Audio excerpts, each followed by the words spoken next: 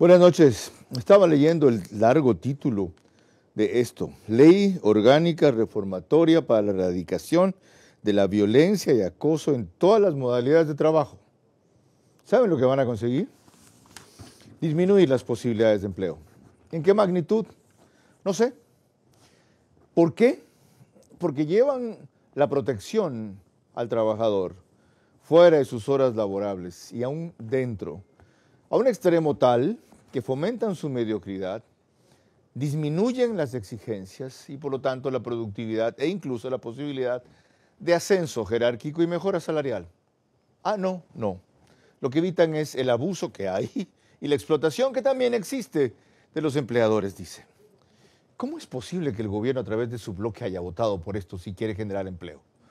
Bueno, se lo vamos a preguntar a la ministra de Trabajo, que es nuestra invitada principal, nos acompañará vía Zoom, la doctora Ivonne Núñez. De paso, la suerte de la Corte Superior de Guayaquil hubiera sido otra si ella salía elegida y no Fabiola Gallardo, porque las dos compitieron. Tendremos en el estudio a la doctora Laura Casagne, especialista en salud y riesgo laboral, al doctor Gerardo Modesto Apolo, experto en esta materia, articulista de Expreso. La opinión de Andrés Isch, exministro de Trabajo vía Zoom, y la de José Villavicencio, presidente de turno del FUT también vía Zoom. Vera a su manera.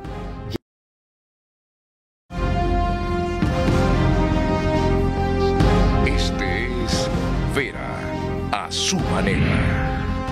Un comunicador que desde 1975 ha sacudido la televisión con formatos y estilos polémicos, sin ocultar sus simpatías ni jactarse de objetividad, pues el periodismo de opinión siempre asume una posición. Bienvenidos a coincidir o discrepar con Vera a su manera. Opinión con propósito. Democracia.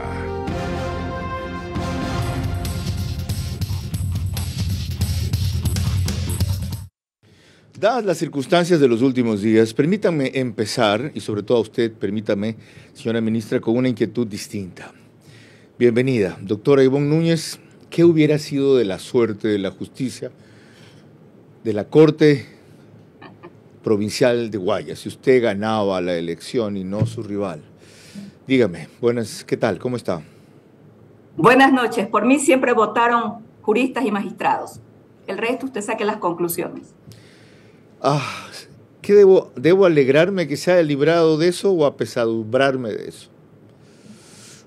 No, ni yo me alegro, ni usted tampoco debe alegrarse. Las historias se escriben en base a realidades y circunstancias. Una pequeña inquietud más, aunque ese desde luego no es el tema. ¿Cómo hacemos para sanear ese antro? Doctora, usted fue jueza un rato y no fue contaminada. ¿Cómo hacemos? Yo fui jueza 10 años y tengo a mi haber algunas sentencias que fueron escogidas por la Corte Constitucional y se convirtieron después en precedentes obligatorios. Eso me llena de orgullo porque yo siempre regí mi actuación en base a principios. Y uno de mis principales principios como jueza es que la vida me había otorgado un honor, ser magistrada. Creo que es la máxima instancia a la que puede llegar un profesional del derecho. Pero tenía además un aval. ¿Cuál era mi aval? 16 años de ejercicio profesional. Y mi experiencia no fue cualquier cosa. Por eso me pude desempeñar de la mejor manera y no dejo de estudiar el derecho. En la actualidad estoy estudiando 2 casos internacionales de condenas porque esa es mi esencia y voy a seguir estudiando el derecho. Es más, estoy estudiando perfilamientos humanos. Le agradezco, doctora. Más que eso, que siga derecha, que es difícil. Así. No de derecha. Muchas gracias, directa. Por supuesto que sí. Sí. Muy amable, ya vamos a entrar en materia. Nos pueden seguir por Facebook y YouTube, de Vera a su manera. Estamos también en Stream TV Cable, Canal 15 de Vito TVO o 709. Se me sequeló la garganta, disculpen. De alta definición. En DirecTV es el canal 194. Manavisión, Canal 9, señal abierta solo en Manaví. En esas 2 cableras y en todas las demás estamos gracias a RTU, DirecTV 177, CNT 12, TV Cable 69, Claro TV 30, Cable Unión 09. En radio es 101.3 FM, Radio Centro, audio y en imagen para sus plataformas digitales. Candela con K, 89.3 FM en Manabí, Puerto Viejo. 89.3 FM también, La Bonita del centro del país, en Riobamba. Y en Quito, Radio Única, 94.5 FM. María Clara Triviño Martínez, bienvenida. Gracias, Carlos, para ti y para todos nuestros amigos televidentes y radioescuchas que nos acompañan, como siempre, en este programa. Veremos que hace pocas semanas la ministra de Trabajo, la doctora Ivonne Núñez, reiteró en respuestas dadas a Carlos Vera, precisamente en su programa de Radio Centro del día a la noche, lo que eran los propósitos y objetivos del Ministerio de Trabajo, que algunos aspectos contra el acoso o abuso laboral puede neutralizar. La nueva política del empleo implementada por nuestro presidente Daniel Noboa Sin tiene un eje rector, que es el cumplimiento irrestricto de los derechos laborales adquiridos a través de los años. Este ministerio ha hecho un viraje completo a la política mantenida anteriormente. Tanto así que nosotros, la Comisión de Salarios, que es la comisión que siempre ha venido reuniendo en el mes de noviembre, el ministerio le propuso a las centrales sindicales y al sector empresarial que nos reunamos cada 60 días. Lo importante que yo quiero enfocar aquí es que el país sepa que este Ministerio de Trabajo conversa con todos. Nosotros escuchamos a todos los sectores sociales porque todos hacemos el Ecuador. No podemos tener una política de enemistad. Y eso ha sido una política rector de esta ministra de Trabajo y así lo vamos a seguir manteniendo. Doctor Gerardo Modesto Apolo, esa política de distensión, diálogo y concertación laboral se puede haber afectada por disposiciones como las que impulsa esta reforma legal. Más que el diálogo, Carlos, buenas tardes, bienvenido. Perdón, gracias. Más que el diálogo son en efecto, el efecto que estas disposiciones causan o generan. Y te voy a poner un ejemplo. A medida que se han ido radicalizando las normas de derecho laboral, al contrario de lo que ha sido la intención, que es aumentar los derechos de los trabajadores, el efecto ha sido siempre desempleo. Ejemplo, se eliminó el contrato por horas, más desempleo. Se eliminó el contrato fijo, más desempleo. ¿Quiénes fueron los afectados? Todos veíamos en los distintos supermercados, chicos que ayudaban a empacar y todo de repente desaparecieron. Entonces resulta que aquellas normas que generan hipotéticamente mayores derechos para el sector laboral, para supuestamente generar más trabajo, el efecto ha sido contrario. Ciertamente. Lo otro, doctora Laura Casagne, psicóloga clínica, máster en gerencia de salud.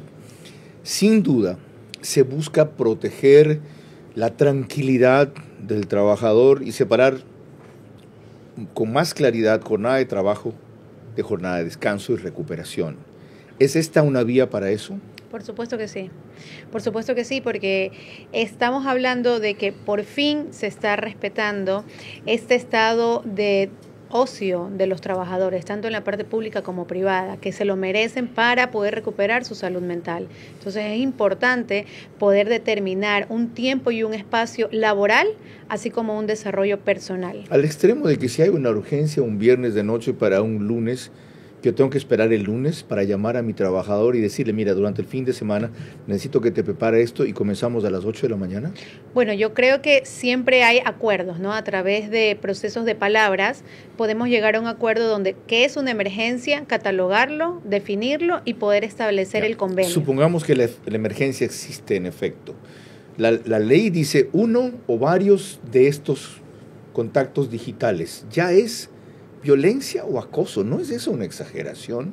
Bueno, si lo ponemos en el sentido de que qué es lo que está pidiendo el trabajador, ¿no? Por eso es importante definir planes estratégicos dentro del área laboral para saber qué es una emergencia, qué es una situación crítica, qué es un comentario, qué es una petición. Ya. Es decir, si dentro de las regulaciones del MBS estuvo preestablecido, no había problema. Por supuesto, porque hablamos de ambas partes de acuerdo. Entonces no habría una violencia ejercida sobre el jefe, sobre el trabajador. En ese caso, doctor Gerardo Modesto Apolo, si las empresas llegan, en caso de pasar esta ley, frente a un nuevo régimen y exigencia, a establecer ese tipo de acuerdos, de regulaciones, esto es de emergencia, esto se sale de la línea, esto no, ¿se compensaría el efecto?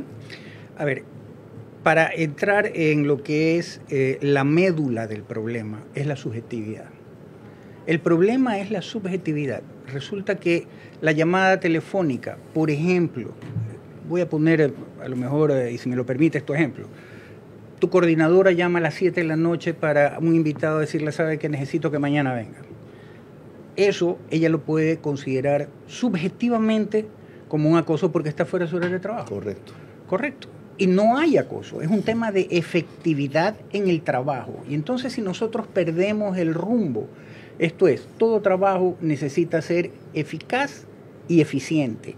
Y para ser eficaz y eficiente tiene que cumplir ciertas normas y cierta parametrización. Si no se dan esa parametrización, entonces entras en la ineficacia y en la ineficiencia.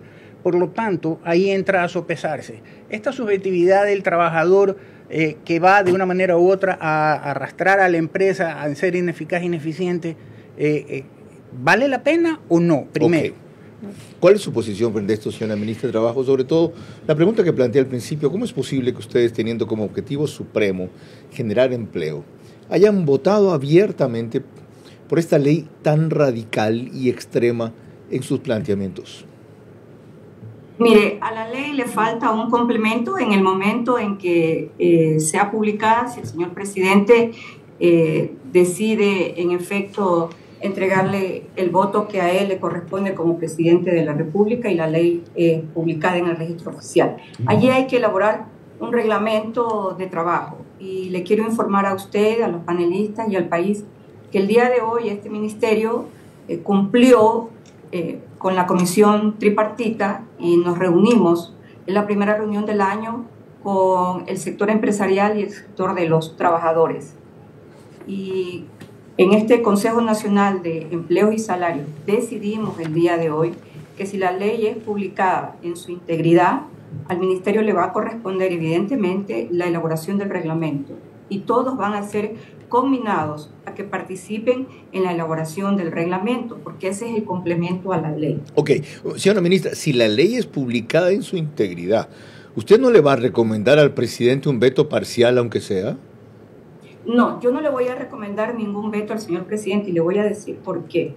El doctor Modesto Apolo acaba de decir algo muy importante. La interpretación subjetiva que puede hacer el trabajador respecto al tipo de relación que está manteniendo con el empleador.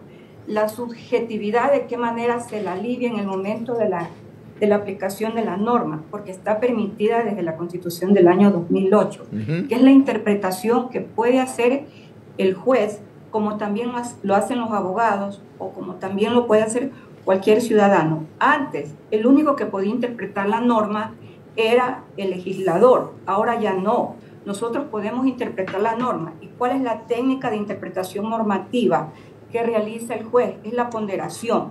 Y en la ponderación aplica un ejercicio de derechos, pero antes de la interpretación normativa frente a la subjetividad, porque una trabajadora o un trabajador puede considerar que esa llamada telefónica, la que por ejemplo usted hizo en el ejercicio un caso, es reiterativa, le produjo alguna afectación, existe un acoso laboral por una llamada telefónica. ¿Qué es lo que hace un buen juez para poder aplicar correctamente la norma cuando considera que la norma es muy subjetiva? No hace una interpretación literal de la norma, hace una interpretación integral en base a principios. Y aquí yo quiero señalar lo siguiente. También el juez tiene que en el Ecuador de hoy aplicar ya no la jurisprudencia, sino los precedentes, que es una cultura superior. Y para asistir a la interpretación del precedente que resuelve problemas, en el caso del acoso laboral, la Corte Constitucional del Ecuador ya emitió precedentes y señala básicamente en la sentencia 986-19 que es una jurisprudencia vinculante del año 2021, lo siguiente, como norma rectora, lo plantea en los párrafos 67 y 68, define cuáles son los bienes constitucionales que el trabajador tiene y que son afectados en el acoso laboral, y los define de dos maneras: en el bien de la salud y en el bien de la integralidad en relación a el ejercicio del derecho al trabajo. Enseguida proseguimos con eso.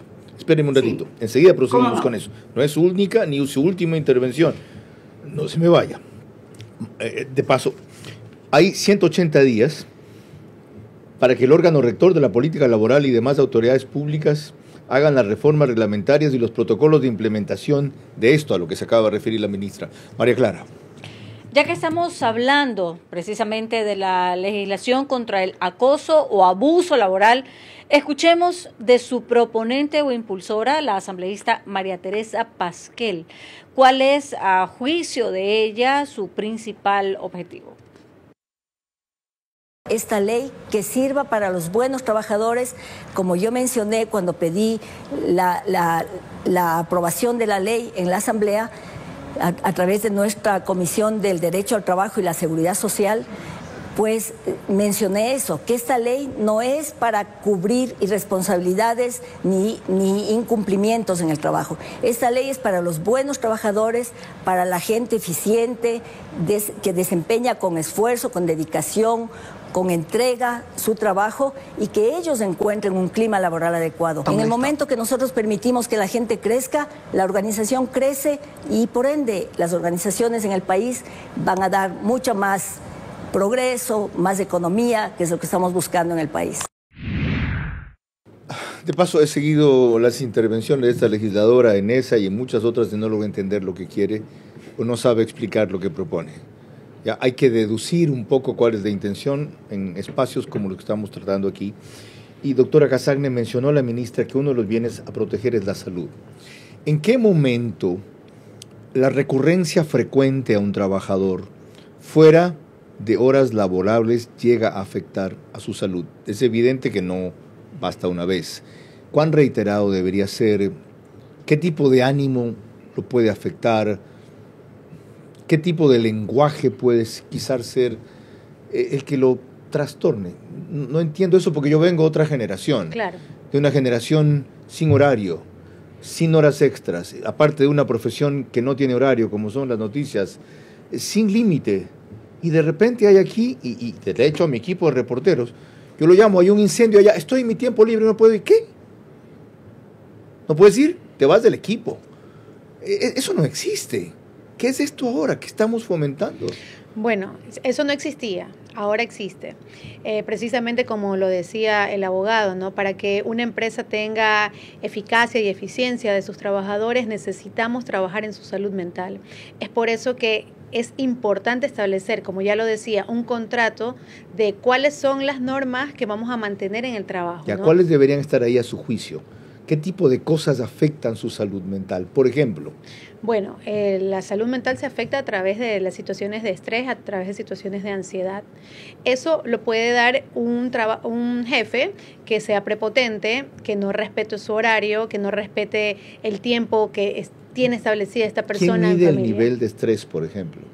Bueno, el nivel de estrés lo mide cada persona. Cada persona ¿Y puede eso no cae expresar. En lo que decía Gerardo Modesto Apolo, es muy subjetivo otra vez? Sí, pero recordemos que hoy por hoy las empresas que tienen constituciones tienen un equipo de talento humano, un equipo de profesionales que han estudiado el comportamiento humano y también las relaciones sociales. Entonces, desde impartir que todos los trabajadores deben atravesar un proceso de evaluación psicosocial, psicológica, afectiva, es que se va a determinar el nivel de grado de salud del sujeto, tal cual como una ficha médica, tal cual. Doctor Gerardo Modesto Apolo, de hecho, en algunos países de Europa y en ciertos ambientes laborales del Ecuador ya, en Quito, no recuerdo en este momento el nombre de la empresa que lo hace, es un señor alemán, si alguien se acuerda, o de apellido alemán, pero es ecuatoriano, que tiene una forma inclusive física del emplazamiento de los 4 o 5 pisos, bajan por un tubo, no bajan por escaleras, un ambiente de trabajo excepcional.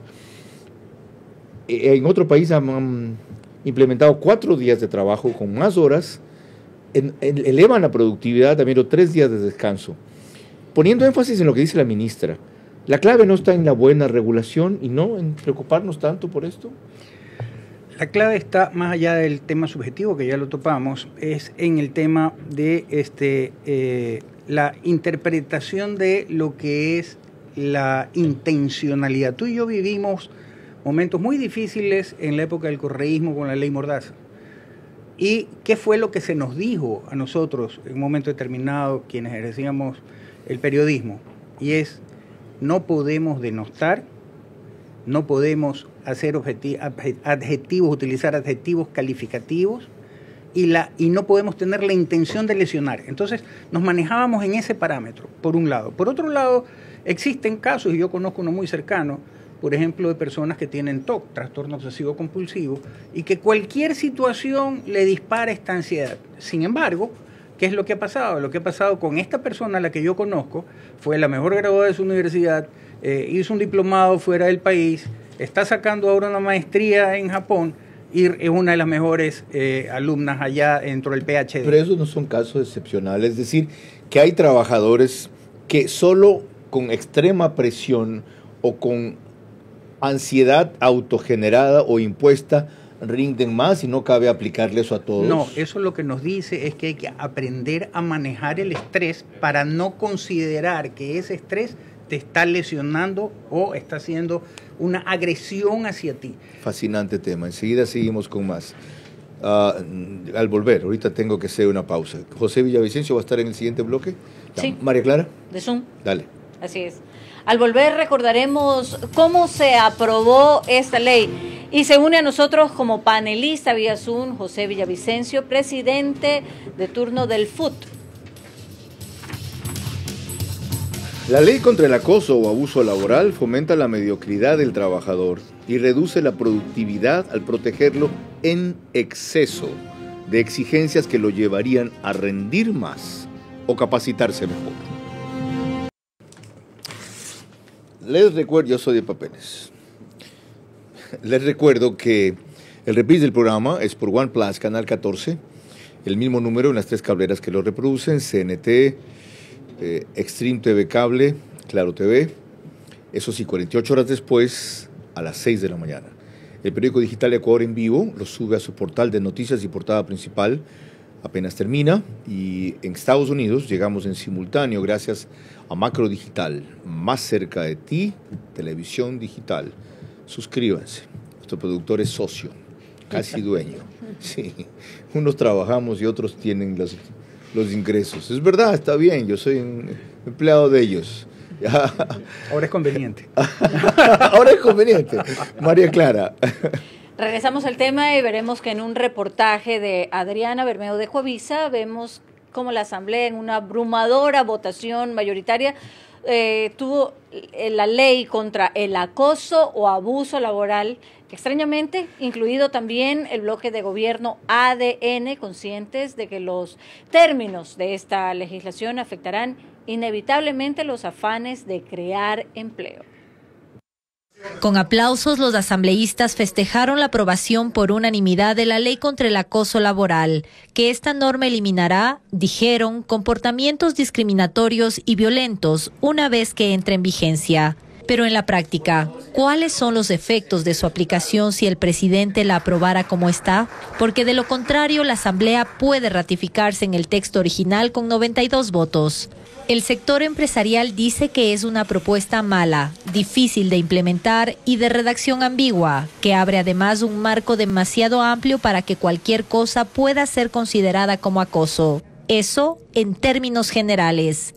Pero son 2 reformas las de mayor preocupación: que se considere acoso llamar o enviar mensajes fuera del horario laboral y que sea un inspector de trabajo el que determine qué es y qué no es acoso. Para el sector privado y productivo, que genera alrededor del 90% de las plazas de empleo del país, las consecuencias serán inmediatas: menos trabajo y menos inversión nacional y extranjera. La ley tiene vacíos. No hay diferenciación sobre las particularidades de los empleos en los que se necesita estar conectado permanentemente: médicos, personal de seguridad, abastecimiento y sistemas de supermercados, entre otros. O simplemente una emergencia en una empresa que requiera de la comunicación con su personal. Tampoco hay claridad en la norma sobre los niveles de sanciones, cuándo serán económicas y quién recibirá ese dinero. Esto también es señalado por los empresarios. Enseguida retomo la conversación con la ministra de Trabajo, Ivonne Núñez, con nuestra invitada Laura Casagne, quien es psicóloga clínica, y el doctor Gerardo Modesto Apolo, experto en materia laboral. Previamente, José Villavicencio, gracias por esperarnos y acompañarnos. No se olvide de prender su micrófono. Desde los sectores del sindicalismo, del FUT, ¿cómo ven ustedes esta reforma? Carlos, ninguna persona se puede oponer a combatir el acoso laboral cuando atenta a la dignidad de la persona trabajadora, y más aún cuando es reiterativo, y que el acoso no es otra cosa que el maltrato, la humillación, el hostigamiento. Y entonces creo que nadie podemos oponernos a ese elemento. José, en eso de acuerdo, pero aquí hay figuras nuevas, que las acaba de reseñar Adriana Bermeo en ese magnífico resumen, que se prestan para ser calificadas como eso, y no son sino exigencias del trabajo moderno o el tipo de trabajo, que no son humillación, violencia ni acoso. ¿Cómo evitar que esto se vuelva en un abuso a la inversa del trabajador que por cualquier cosa dice que está siendo acosado?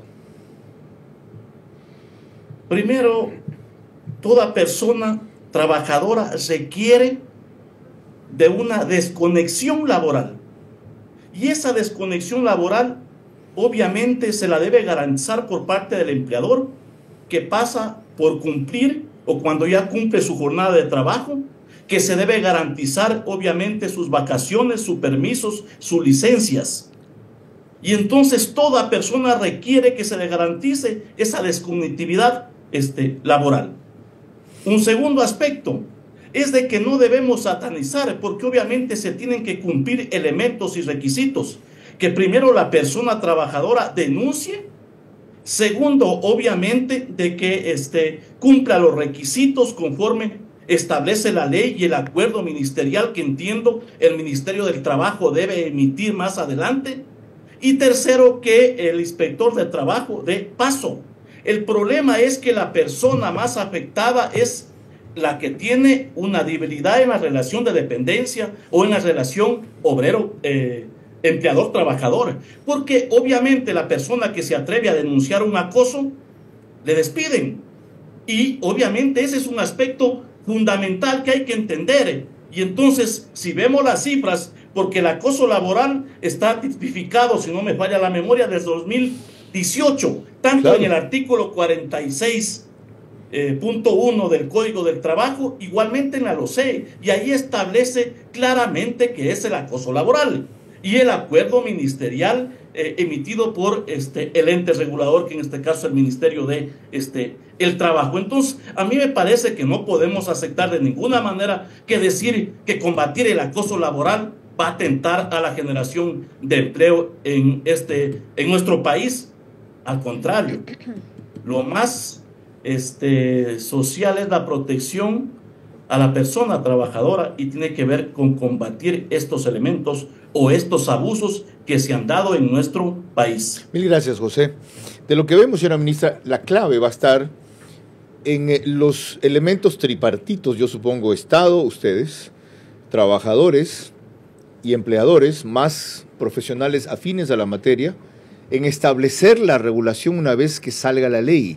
¿Cómo piensa usted manejar ese proceso de diálogo, concertación, arquitectura jurídica?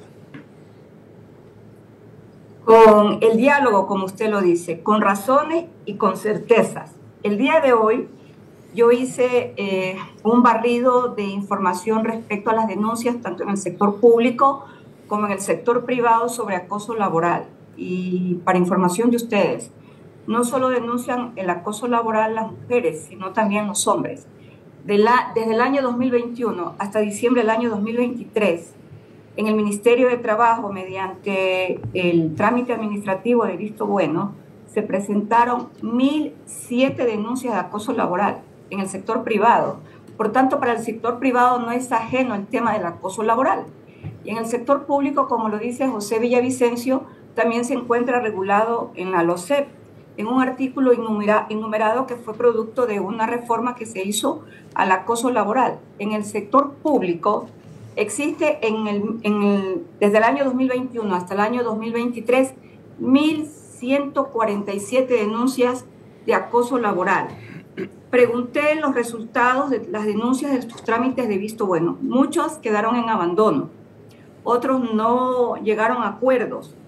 En otros casos, las pruebas no fueron suficientes para determinar la consecuencia de la afectación de salud, tanto del hombre como de la mujer trabajadora que presentó la denuncia de acoso laboral. La ley lo que busca es que a través de otras causales que se incorporan por la modernización del trabajo y sobre todo por la incorporación del teletrabajo, la denuncia ya no solo se presente ante el Ministerio de Trabajo para que la sustancie un inspector de trabajo, sino directamente ante un juez de trabajo. Okay. Esa es la esencia de la ley. Pero en efecto, nosotros hemos acordado el día de hoy darle mano al reglamento del acoso laboral de esta ley en el momento en que se publique la ley, porque va a ser obligación del Ministerio de Trabajo elaborar el reglamento. Gracias.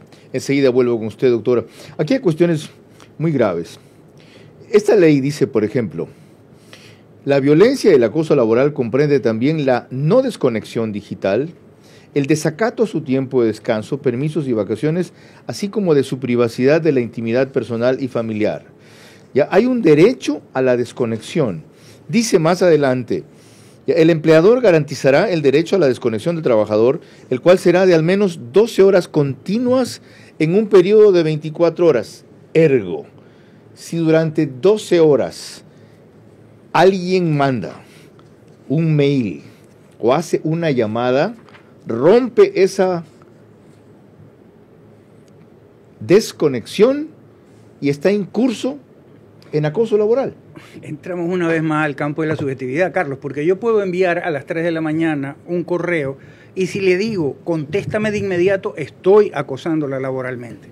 Pero si yo le mando el correo porque simplemente despacho 50 correos al día y lo que estoy haciendo es aprovechando el tiempo para que ella o él en su horario, dentro de su horario laboral, me responda, no hay acoso. ¿Cuál es el acoso? A ver, una excepción. Contéstame de inmediato a las 3 de la mañana, sí, porque he tenido que venir a una emergencia a la oficina y tú cambiaste la clave con que entro.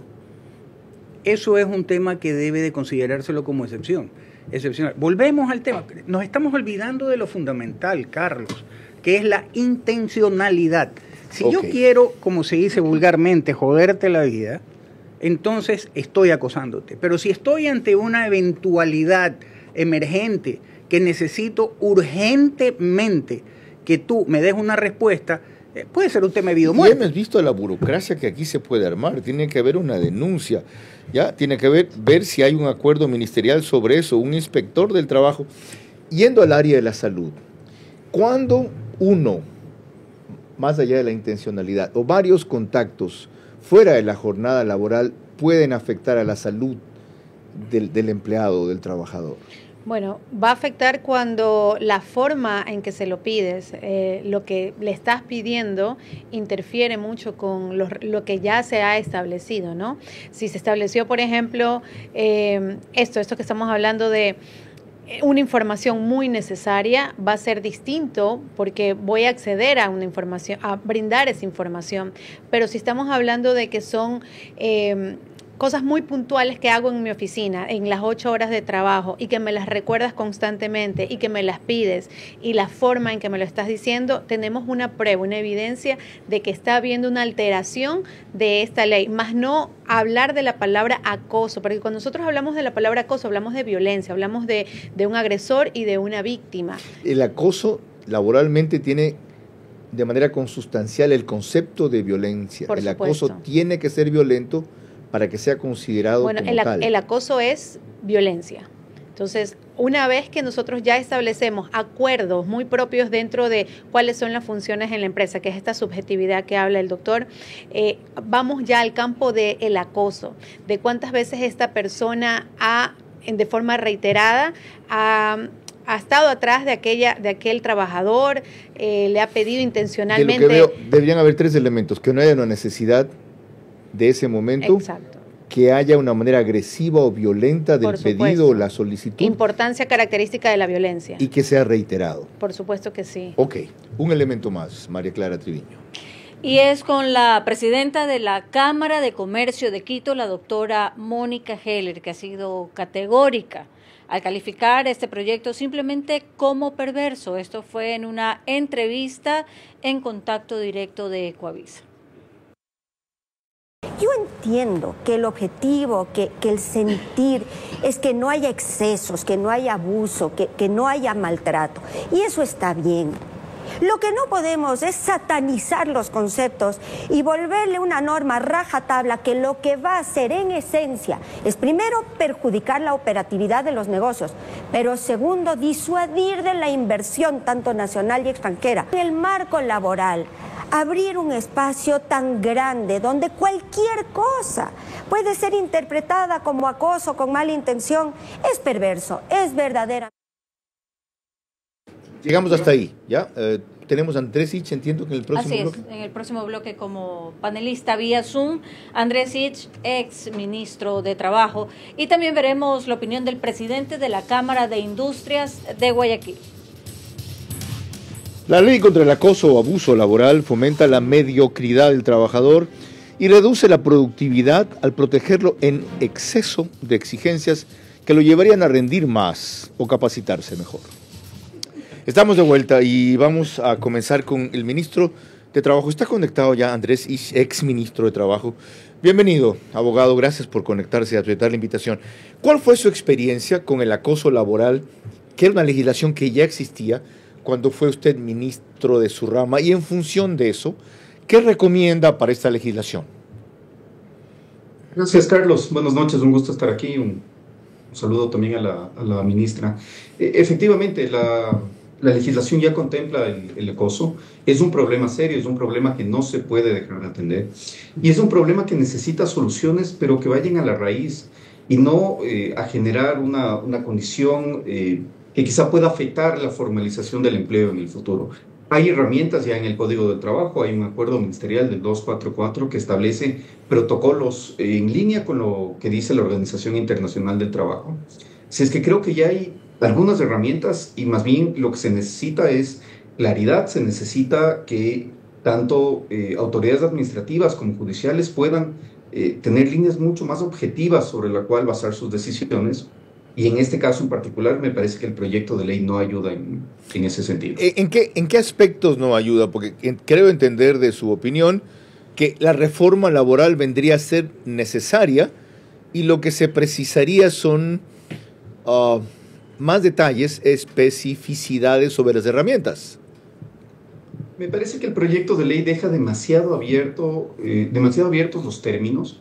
Me parece que asimila conductas que podrían tener consecuencias que no necesariamente deban entenderse como conductas violentas. Por ejemplo, al referirse al tema de las llamadas nocturnas o del contacto a través de medios digitales, podría haber un tema relacionado con la necesidad de pago de horas extras o con el tema de cambio de ocupación. Podría haber ahí una causal de visto bueno. Pero esas conductas no tienen por qué interpretarse de manera general como conductas vinculadas con acoso o vinculadas con violencia. Es sumamente importante que las relaciones laborales estén equilibradas. Si es que no hay un equilibrio en las relaciones laborales, lo que pasa es que hay una mayor tendencia hacia la informalidad en las relaciones en general en el país. Gracias. En este momento tenemos un país ya con la mitad de la población en la informalidad y creo que hay que atacar eso antes que complicar excesivamente el marco normativo. Muy amable. Abogada Iván Núñez, ministra de Trabajo, vuelvo con usted. Si el problema de algunos aspectos de la ley es, como lo han señalado otros críticos, principalmente empresarios, que deja demasiado abiertos los términos o demasiado ambiguos algunos de ellos, ¿no se impone de parte de ustedes una contrapropuesta de ese articulado peligroso o riesgoso que va contra el fin que usted coincide que debe darse, que es una mayor ampliación de las categorías de lo que es acoso laboral y por lo tanto considerar la posibilidad de un veto parcial? Mire, como le manifesté hace un momento, yo no le voy a sugerir al señor presidente Daniel Noboa Sin que vete la ley, ni siquiera que la vete parcialmente. Creo que la salida, si existen problemas de interpretaciones normativas o consideran que las normas violan el principio constitucional de seguridad jurídica que está contenido en el artículo 82 o que viola el mismo artículo 331 de la Constitución de la República que se refiere al acoso laboral, deberían presentar entonces demanda de inconstitucionalidad a los artículos que consideran que son inconstitucionales a la ley. Y si están en la idea de que la ley toda debe ser derogada, pues entonces deben demandar la inconstitucionalidad de toda la ley. Creo que el debate se torna interesante. Yo participaría, evidentemente, ante la Corte Constitucional con los criterios que tengo como profesional. Muy amable, doctora, por su tiempo, su disponibilidad de aportar a este debate y a explicarnos cuál es su posición, que no comparto, pero entiendo muy bien. La ministra es usted. Si esto hay que hacer, habría que hacer cuando se apruebe la ley ante la Corte o ir ahora a decir, miren, aquí hay un proyecto en ciernes, nosotros consideramos que esto atenta con la seguridad jurídica o contra la seguridad jurídica y contra ciertos aspectos constitucionales, y los críticos, en vez de afanarse buscando un cambio que por lo visto no va a haber, recurrir a aquello. A ver, Carlos, esa es una medida, pero no dejemos o no permitamos que el árbol no nos deje ver el bosque. ¿Y a qué me refiero? ¿De qué manera se podría, hasta que eso suceda o alguien lo intente, qué se podría hacer? Muy bien, habrán 10.001, yo lo decía en mi columna de los días lunes del diario, en el que se va a burocratizar y además van a llover los adendum modificatorios al objeto del contrato, en el cual se tendrá que casi como con todas las letras del abecedario poner la descripción de cuál es el objeto del contrato, cuáles son las obligaciones, a qué es lo que está obligado el trabajador, a qué puede hacer el empleador, etcétera, etcétera. Casi una guía telefónica de las antiguas para poder de alguna u otra manera precautelar el hecho de que no se vaya a interpretar subjetivamente lo que la acción que se está tomando, la orden que se está dando o el seguimiento que se está haciendo es acoso laboral. Ya. En cuanto a normativa internacional, ¿qué hay que acoger? Hay un famoso término que es el burnout, que creo que la OMS universalizó, que cada vez es un problema mayor en las personas que trabajan con mucha exigencia o con mucha concentración. Si piden asesores a profesionales de la psicología clínica como usted, ¿a qué recomendarían recurrir para la fase que se vendría, que es el reglamento y los protocolos? Bueno, a mí me parece una adecuada decisión que hoy por hoy este tema va más a fondo, porque estamos hablando de que no tenemos conciencia de lo que es la salud mental. Lo tomamos muy a la ligera, no tomamos como que este tema va a mejorar o va a empeorar la situación económica del país, pero más allá de eso, Carlos, es la conciencia de salud mental. Por eso las organizaciones internacionales de la salud, enfocan ahora la salud mental como una prioridad para el desarrollo integral y el bienestar del ser humano. ¿Y qué parámetros deben coger? Bueno, en esta normativa que van a detallar. Bueno, precisamente una recomendación sería poder estructurar un buen contrato donde ambas partes conozcan cuáles son sus responsabilidades, cuáles son sus obligaciones, cómo van a ser las evaluaciones. Pero en lo de salud guiados, ¿por qué norma? ¿Por qué parámetros?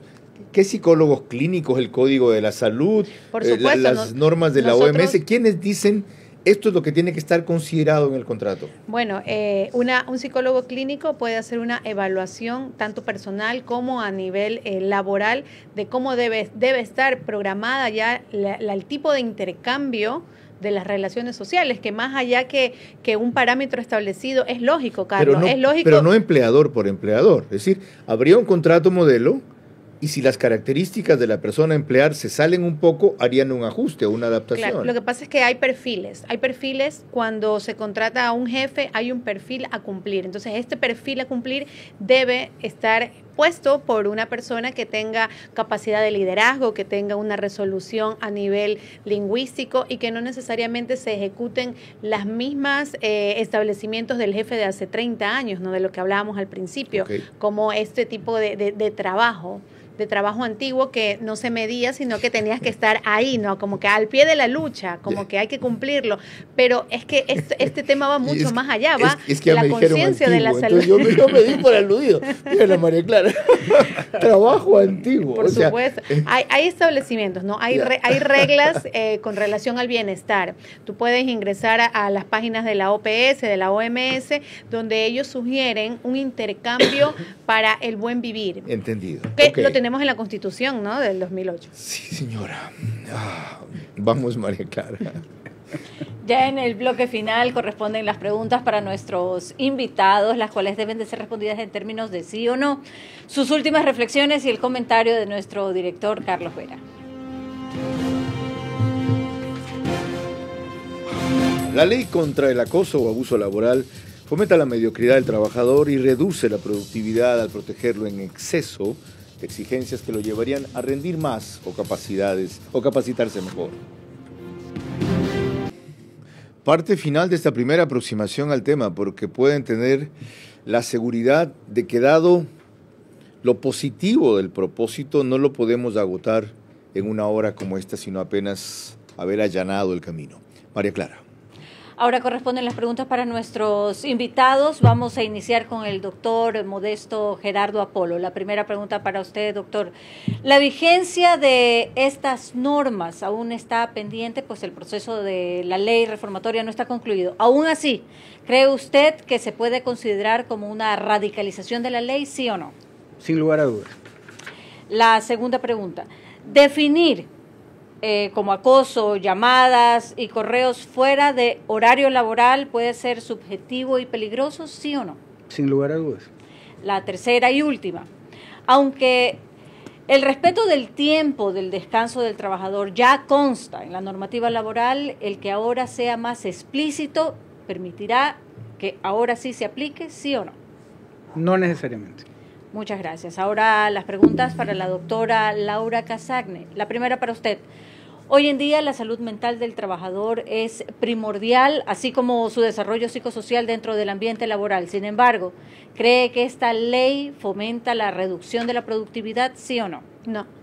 La segunda, ¿cree usted que se ha utilizado una terminología muy abierta que va a permitir denuncias innecesarias al no tener en claro cuáles son los parámetros con que la autoridad del trabajo va a calificar, sí o no?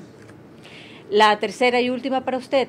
¿El cambio de ocupación sin autorización escrita por el trabajador constituye violencia psicológica y patrimonial en caso de reducción de remuneración? ¿Esto se evitará de ahora en adelante, sí o no? Sí.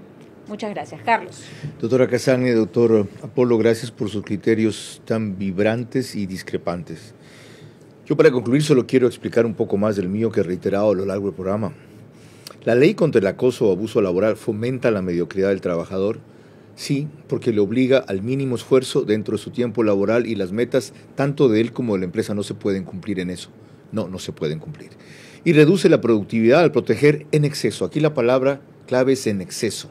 Sí tiene que estar más protegido el trabajador de esta propensión del empleador, del patrono o del empresario a convertirlo en una propiedad, en un objeto, en un sujeto que tiene que responder cuando alguien aplasta un botón y producir lo que necesita. Pero si las exigencias llegan al mínimo, entonces no van a rendir al máximo. ¿Y saben qué? Los ecuatorianos son los mejores trabajadores en el extranjero, porque ahí están sometidos a un régimen, sí, a veces de explotación y de sobreexplotación, pero de exigencia máxima de sus capacidades, que les han llevado a superar una serie de limitaciones que aquí tienen, no porque las posean, sino porque la ley los protege en exceso. Yo coincido con el objetivo que mencionó aquí José Villavicencio. ¿Cómo va a oponerse alguien a una ley que los protege del abuso? Como concepto es cierto, y del exceso también. Ahora, a cuenta de estos aparatejos, no hay tiempo libre, no hay desconexión, no hay indisponibilidad, sino disponibilidad total.